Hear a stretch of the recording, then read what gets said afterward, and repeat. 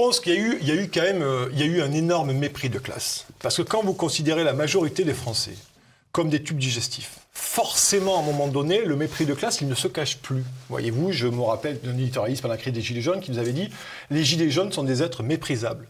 Vous imaginez Marcel Bille dans un pays comme la France, avoir des gens sur un plateau télé à Paris qui dit comme ça, sur une tranche 18-20 heures, ces gens-là sont des méprisables.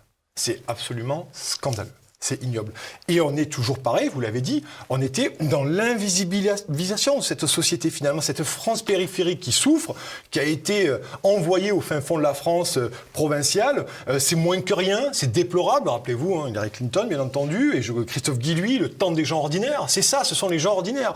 Et ces gens-là, jusqu'à preuve du contraire, c'est eux qui font quand même une grosse partie de la France, et on leur a subtilisé leur liberté de penser et également leur souveraineté. Et finalement, je le dis, il y a une espèce d'endogamie qui est devenue terrible, tellement endémique, et ça m'embête de le dire, mais on est vraiment maintenant camp contre camp.